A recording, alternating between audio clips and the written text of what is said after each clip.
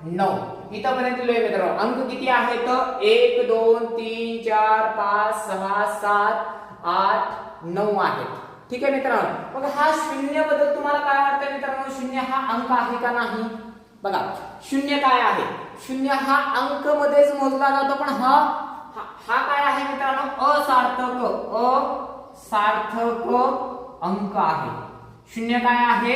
असार्थक अंक मानला जातो. म्हणून शून्य पण कशामध्ये मोजला जातो मित्रांनो? अंकामध्ये. मग एकूण अंक किती म्हटलं तर तुम्ही किती लिहिणार आहे मित्रांनो? बघा 1 2 3 4 5 6 7 8 9 10. मग मला सांगा एकूण अंक किती आले?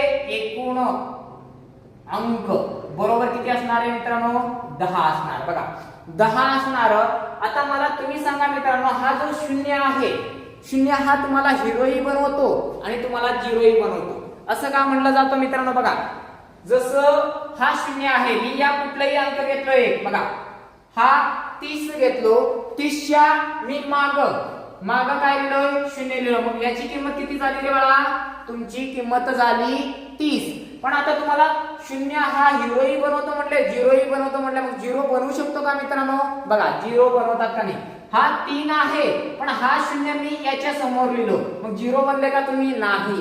तुमची जी पहिली मूळ किंमत होती तीच किंमत तुमची राहिली मित्रांनो. बघा जर आपला मित्र झिरो सारखा असला आणि तो आपल्या मागे खंबीरपणे उभा राहिला तर आपली किंमत वाढते. जर आपला मित्र आपल्या पुढे उभा राहिला तर आपली किंमत वाढत नाही. तर याचा अर्थ काय मित्रांनो? जे म्हणतात ना की शून्य हा हिरो पण बनवतो, झिरो पण बनवतो, ते चुकीचं आहे मित्रांनो.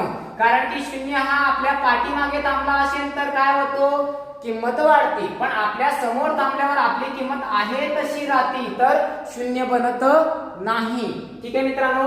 आता आपल्याला अंक बद्दल आपण काय शिकलो? बघा लाईट आलेली आहे, दिसत असेल आता चांगलं. बघा आपल्याला अंक बद्दल काय शिकलोय? अंक एकूण 10 आहे आणि शून्य हा कसला अंक आहे मित्रांनो? असार्थक अंक आहे. कारण की तो आपल्या पाठीमागे असला तर किंमत वाढवतो आणि आपल्या समोर आला तर किंमत तो वाढवत नाही, म्हणून त्याला आपण काय म्हणणार आहे? असार्थक अंक. तर दुसरे अंक बघा मित्रांनो, हे 3 आहे.